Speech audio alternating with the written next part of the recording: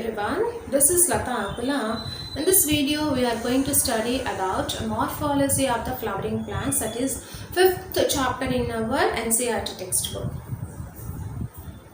You see the introduction to the morphology of the flowering plants, how these plants are made up of. They are multicellular and the cells are divided by cell division only. By means of cell division the plants are growing, and here these morphological features and traits of these angiosperms, they will be transferred from one generation to another generation by means of genes. Hence they are genetically determined ones, and in these angiosperms they have a large diversity in their external structures, but all of them have roots, stems, leaves, flowers, fruits, seeds. Now in this, the morphology plays a key role in the classification of all these angiosperms. Now we'll see the structure of the root. So what is the root?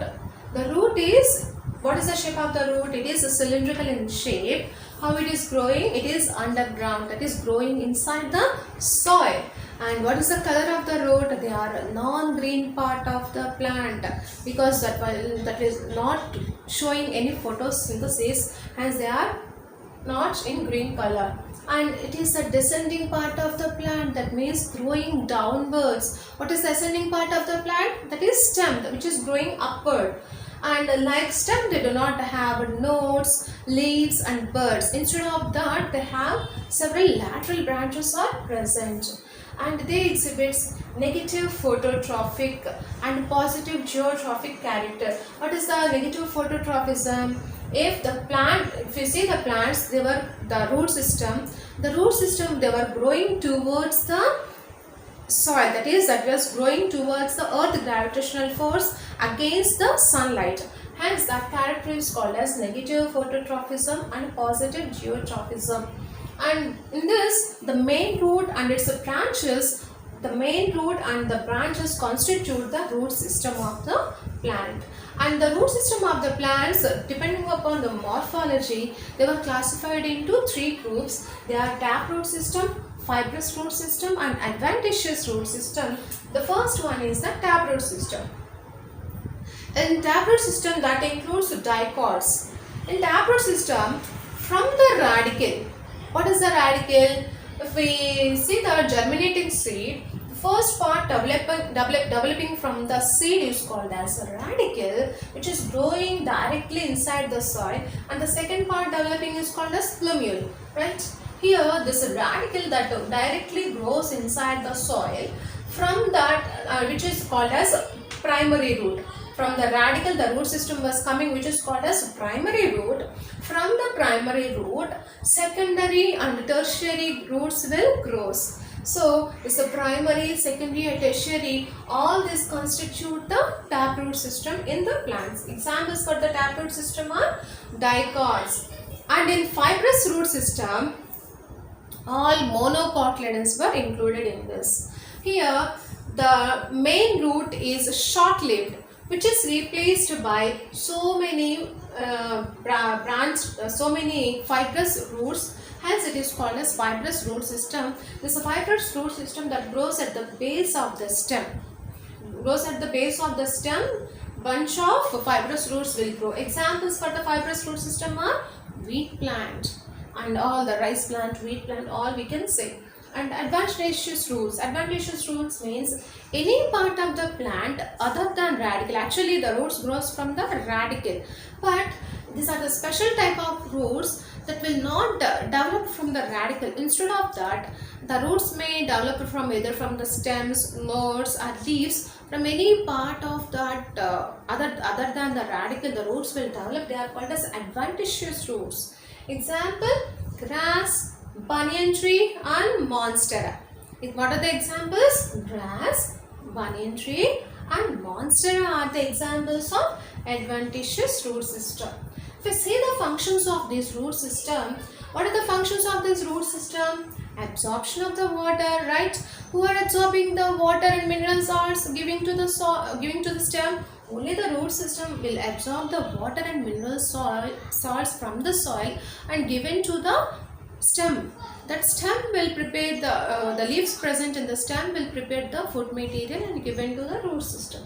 And anchorage of the plant parts. Here, the roots will hold the soil very tightly and give support to the total plant. Hence, they provide the anchorage and reserve food material. Excess food material in the plants will be stored in the roots. For example, carrots, radish, sweet potato, and all these excess food material will be stored in the root system. And synthesis of plant growth regulators. Here, roots they synthesize some plant growth regulating substances like oxygens are also synthesized in the root system only. In this video, we are going to study about different regions present on the root. If we see the structure of the root, it consists of 4 regions.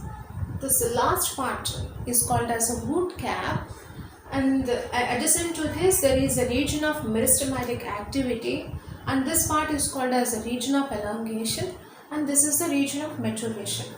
We will see the one by one each part. The root cap. Here, see this, the cap-like structure is present. So the apex of this is the apex of the root. It is covered by a thimble-like structure, which is called as root cap. Thimble-like structure is covering the root cap. Thimble is nothing but it is a metallic tube, metallic cap-like structure which is used to cover the fingers while sewing. So this root cap is just like the thimble. Hence, this is the thimble-like part of the root. Here, its function is this root cap. It consists of multicellular character. It is a multicellular made up of many cells. Mainly parenchymatous cells are present. What are the cells present in the root cap? Parenchymatous cells are present in this region, and this root cap protects the root apex while the roots were growing into the soil. The tender root apex was protected by the root cap while the root apex was growing inside the soil. And another region is the region of meristematic activity. See this. So this region of meristematic activities, it is just a few millimeters above the root cap, and in this what happened, the cells of this region are very thin walled and they consist of dense protoplasm, and the cells are very small. They divide repeatedly and produce new cells. Here the new cells are produced in this meristematic tissue. The cells will continuously divide and produce the new cells, and region of elongation. Here in this the cells proximal to this region of meristematic activity that undergo elongation. Here the cells divide, right? Adjacent to this region, in this region the cells will elongate and enlarge. So the cells, these cells are responsible for the growth of the root in lengthwise. Lengthwise growth of the root is because of the region of elongation. Here the cells were dividing but not elongating. Here in this region of elongation, the roots were increasing their size. The enlargement of the cells takes place. Because of that, the length of the root also increases. And next one is the region of maturation. So this region of maturation is adjacent to this region of elongation. Here what happens? The cells in this region of elongation, they differentiate and mature. So the cells present in this region of elongation, what happens to them? They differentiate and mature, and then the mature cells will go, they produce a region of maturation zone. Here what happens? Some epidermal cells present in this region, they develops into thin thread-like, delicate, very fine structures called as root hair. The root hair increases the surface area of absorption of the root. So absorption of water and mineral salts will be increased. These fine root hair, they absorb much amount of water and mineral salts, and they increases the absorbing capacity. Surface area of absorption of water and mineral salts was increased. So once again I will revise what we have discussed. Regions of root, they consist of four regions. They are root cap, region of meristematic activity, region of elongation, and region of maturation. In the root cap region, what will happen? The root apex is covered by thimble-like root cap. Its function is it protects the root apex while the root apex was growing inside the soil. That is protected by this cap. This cap is made up of parenchymatous cells. The root cap is made up of parenchymatous cells are present in this root cap. Another region is region of meristematic tissue.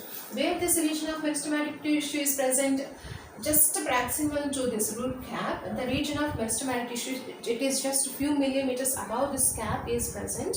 Here what happens, the cells present in this region are very small and they have a delicate walls and they have dense protoplasm, and here in these cells they undergo repeated cell division, and what will happen repeatedly they produce new cells. The new cells are produced here in this meristematic tissue, and then just proximal to this region is the region of elongation. What happens, new cells have produced in this region of elongation zone. What will happen is the cells produced here, they enlarges and elongates. Because of that, the length of the root will increases, right? Here this region is responsible for the increase in the length of the root. And next one is the region of maturation. Here the cells in this region have elongated, and then what happens in this region of elongation, the cells they differentiate and mature, and the mature cells will undergo will develops into the region of maturation part. In this region of maturation part, they consist of epidermal cells, right? This in this epidermal region, from these epidermal cells, fine thread-like very delicate structures will develop, which are called as root hair. These root hair they increases the surface area of absorption of water and mineral salts. This is about the regions of the root. So we have completed this. In the next video we will study about different types of roots. If you like my video, please like, share and subscribe to my channel Lata Avula Biology Tutorial. Please don't forget to comment. Thank you.